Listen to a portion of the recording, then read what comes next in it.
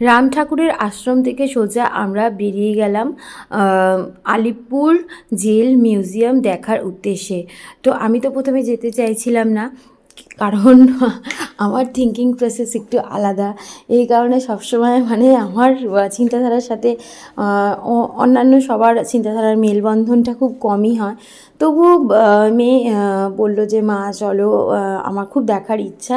আর রঞ্জিত বললো যে হ্যাঁ, একবার তো মেয়েকে দেখানোই উচিত এই জায়গাটা। তো চলো, সবাই যখন যাচ্ছে তোমার কিসের অসুবিধা? হলো না, আমার কোনোই অসুবিধা না, কিন্তু ঠিক আছে তোমরা যখন বলছো তাহলে যাই। তারপর আমরা চলে গেলাম এইখানে। আর এইখানে মনে হয় 30 টাকা করে মনে হয় টিকিট ছিল। আর রাতের একটা লাইটিং শো ছিল, সেগুলো 100 টাকা করে। সেগুলো আমরা কাটিনি, আমরা শুধু ভেতরটা মানে পরিদর্শন করে দেখেই চলে এসেছি। কারণ আমার সত্যি কথা বলতে অতটাও ইন্টারেস্টিং লাগছিল না, কিন্তু যখন ভেতরে গেলাম তখন আস্তে আস্তে ইন্টারেস্ট গ্রো করছিল, ভালো লাগছিল কিছুটা, আবার কিছুটা সময় আবার মনটা খারাপও হয়ে যাচ্ছিলো।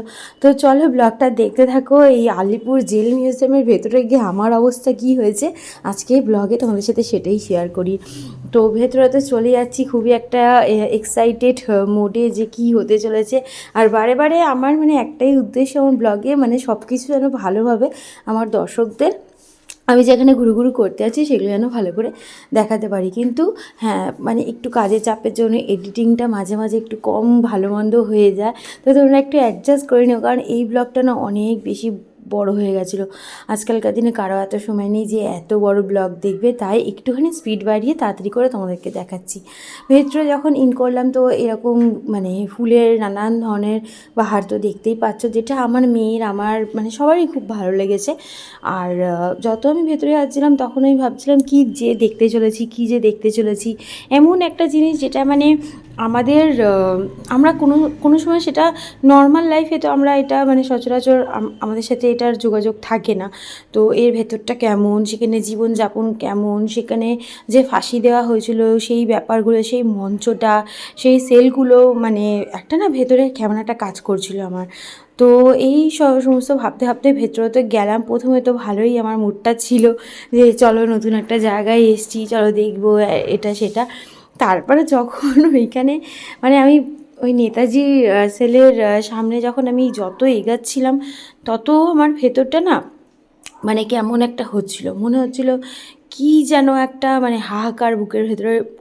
অনেক অনেক বছর কেটে গেছে জানি, কিন্তু তবুও এই যে আমরা ঘুরে ফিরে বেড়াচ্ছি, এই যে এত ভালোভাবে আছি, এই যে এত স্বাধীনভাবে জীবনযাপন করছি, তার মানে এগুলো যাদের অবদান, তাদের সেই অবদানগুলোকে কি মানে আজকালকার দিনে আমরা পুরোপুরি 100% কার্যকরী করতে পারছি? তারা কি এইসব কারণেই আমাদেরকে স্বাধীনতা অর্জন করিয়ে গেছিলো? বারে বারে মানে একটা সাধারণ মানে জনসাধারণ হয়ে, আমার একটা নাগরিক হয়ে এটা বারে বারে নিজেকে আমি প্রশ্ন করছিলাম যে যে এনারা যে এত বড় বলিদান দিয়ে গেছে আমাদের এই দেশকে রক্ষা করতে, এই দেশের প্রত্যেকটা মানুষকে স্বাধীনতা দেওয়ার জন্য, আমরা কি সেটার মান রাখতে পারছি বর্তমান সমাজে? আর আমরা কি এখনও সঠিকভাবে চলছি? তাদের থেকে কিছু আমরা ইন্সপিরেশন নিচ্ছি? তো এরকম আমার ভেতরটা না খুব খারাপ লাগছিল। আর যত আমি নেতাজি সেলের সামনে গেছি, সেই সেলটার সামনে দাঁড়িয়েছি, আমার তত বেশি খারাপ লাগছিল। কারণ আমার মনে হয় যে আমরা পুরোপুরি সেই মর্যাদাটা এখনও দিতে পারছি না, এদের বলিদানের মর্যাদাটা পুরোপুরি দিতে পারছি না। আর অনেক এমন জিনিস আছে যেগুলো আমাদের এখনও অজানা, যেগুলো ইতিহাসের পাতায় মানে গল্প হিসেবে লেখা হয়, অনেককে মহান করে দেখানো হয়, কিন্তু আদৌ তাদের মানে সেই অবদানগুলো আছে নাকি সেগুলো কিন্তু আমরা কোনো সময় যাচাই করি না। ওগুলো পড়ি, ওগুলো মুখস্থ করি, ওগুলো পরীক্ষার খাতায় প্রশ্নোত্তরে লিখে মার্কশিট তৈরি করে নিয়ে ওই ঘরের আলমারি ফাইলে রেখে দিই। কিন্তু সত্যতা বিচার করা অতটাও সহজ না। আমার এই আজকের দিনে এসে মনে হচ্ছে, এতটা বয়সে এসে মনে হচ্ছে যে অনেক কিছু অজানা তথ্য আমাদের জীবনের আড়ালে লুকিয়ে আছে, যেগুলো হ্যাঁ আমাদেরকেই খুঁজে বের করতে হবে, যাতে আমরা আমাদের পরবর্তী যারা থাকতে চলেছে বা যারা থাকবে, তারা ভালো করে থাকতে পারে, যে সেটা তারা কোথায় জন্মগ্রহণ করেছে, তারা কীভাবে এই স্বাধীনতা পেয়েছে, তাদের এই স্বাধীনতার পেছনে কাদের কাদের বলিদান আছে, সেগুলো সমস্তটাই এই সেলগুলোর মধ্যে যখন ওদের মানে থাকার ব্যবস্থাটা দেখছিলাম, শেকলগুলো দেখছিলাম, মনে হচ্ছিল মানে কোন একটা অজানা হাহাকার আমার কানে বেজে উঠছে, কত কান্নাই না এখানে মানে ভেসে উঠছে, এরকম একটা মনে হচ্ছিল। তো অনেকেই আমার এই কথাগুলো শুনে মনে করবে যে কি একটা হাস্যকর ব্যাপার আমি বলছি, আবার অনেকেই কিন্তু রিলেট করতে পারবে যে হ্যাঁ আমি কি বলতে চাইছি। আজকালকার তো খুব যুগটা খুব ফাস্ট চলছে, এখন কারো এত সময় নেই এই সমস্ত নিয়ে ভাবার। কিন্তু সত্যি কথা বলতে আমার যেটুখানি ফিলিংস জেগেছে এখানে এসে, বা যেমনটি মনে হয়েছে ঠিক তেমনটাই আমি তোমাদের সাথে এই ব্লগে শেয়ার করছি। কারণ বানিয়ে বানিয়ে ওই নাটক করা কথা আমার দ্বারা হয় না। আমি যেটুখানি আমার ভাষার দ্বারা তোমাদেরকে বোঝাতে পারছি সেইটুখানি বলছি। সব সময় তো সব কথা বলে ওঠাও যায় না। আমি আবার এই রকমই, যারা আমার ডেইলি মানে ভিউয়ার্স তারা জানো।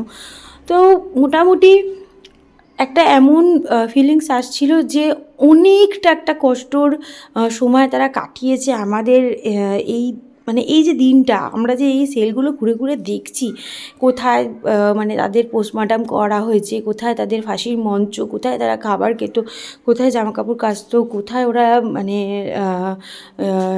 ইউরিন ল্যাট্রিন এগুলো করতো, দেখে মানে ভেতরটা খুব কষ্ট লাগছিল। আর নিজের প্রতি নিজে একটা প্রতিজ্ঞা করছিলাম যে কিছু কিছু রুলস নিজের জীবনে বানাচ্ছিলাম, যেগুলো যতদিন জীবন থাকবে ততদিন কিন্তু আমি সেগুলো মেনে চলবো। আর আমি সবসময় আমার চিন্তাধারা যেরকম ব্লগে শেয়ার করি, সেরকম আমার সন্তানের সাথেও আমি শেয়ার করতে থাকি। এবার ওখান থেকে ও ভালোটা নেবে না মন্দটা নেবে সেটা পুরোপুরি ওর ওপর, কিন্তু আমার চিন্তাধারাগুলো আমি সবসময় ওর সাথে শেয়ার করি। দেখ এটা এই ওটা ওই সবটা তো আর ব্লগে বলা যায় না। এখানে এমন কিছু কিছু লেখা আছে, তোমরা যদি চাও স্ক্রিনশট নিয়ে পরে পড়তেও পারো, যেগুলো পড়লে মানে মনটা পুরো আরও বেদনার্ত হয়ে যাবে এরকম। তো আমি এখানে খুব বেশি লো ফিল করছিলাম, খুব আমার মন মেজাজ খারাপ হয়ে গেছিলো, মানে প্রচণ্ড মন মেজাজ খারাপ হয়ে গেছিলো। একটা সময় কিছুই ভালো লাগছিলো না। তখন বারে বারে আমাকে আমার মেয়ে বলছে কী হয়েছে মা, কী হয়েছে মা। এবার আমি ওকে কী করে বোঝাবো যে আমার কী হয়েছে, জানি না আমার কী মানে আমি কেমন, আমি নিজেই মাঝে মাঝে বুঝতে পারি না। তো যাই হোক, বাচ্চাদেরকে সবসময় সেটাই বোঝানো উচিত, সেটাই শেখানো উচিত, যেটা জীবনে তাদেরকে এগিয়ে নিয়ে যেতে সাহায্য করবে, জীবনে একটা ভালো মানুষ তৈরি করতে সাহায্য করবে। আমি সেটাই মনে করি। আর পুঁথিগত বিদ্যা নিয়ে কোনো লাভ নেই। যে বিদ্যা একটা মানুষকে মানুষ তৈরি করতে পারে না, সেই বিদ্যাকে আমি মনে করি না সেটা কোনো বিদ্যা অর্জন সে করতে পেরেছে।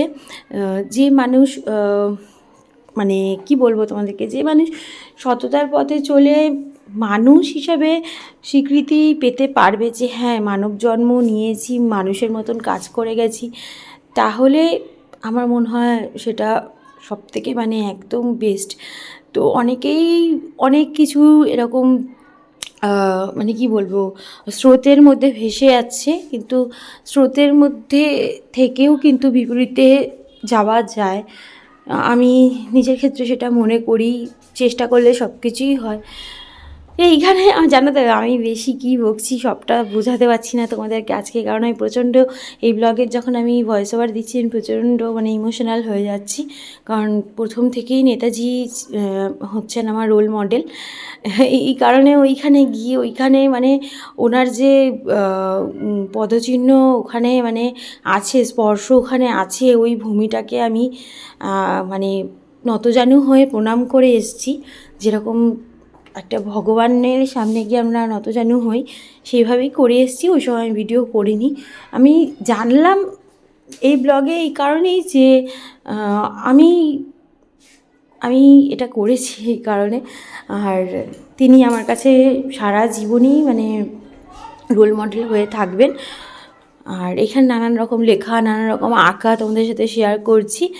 আর আঁকাগুলোর প্রত্যেকটার খুব আলাদা আলাদা মানে আছে। অনেকক্ষণ ধরে দেখলে পাশে লেখাও আছে অনেক কিছু, কে এঁকেছে কী ভেবেছে সেই আঁকা থ্রুতে সেগুলো বোঝা যায়। পুরোপুরি আলাদাই আঁকাগুলো। আর তারপরে চলে যাচ্ছি আরেকটা সেলের দিকে, যেখানে এখন মানে যেই বিপ্লবীরা তাদের সময় যেই আগ্নেয়াস্ত্রগুলো ব্যবহার করেছিল সেইগুলোর কিছু অংশ এখানে মানে রাখা আছে। তো এখানে প্রচুর প্রচুর প্রচুর এরকম বিল্ডিংস ছিল, ব্লকস ছিল আলাদা আলাদা। তো সবটা তো আমি কভার করিনি, বললামই আমার মন মেজাজ খারাপ হয়ে গেছিলো। এই ভিডিওতে এইটুখানি দেখালাম। কেমন লাগলো ভিডিওটা অবশ্যই কিন্তু কমেন্ট করে জানিও। Tata, bye bye.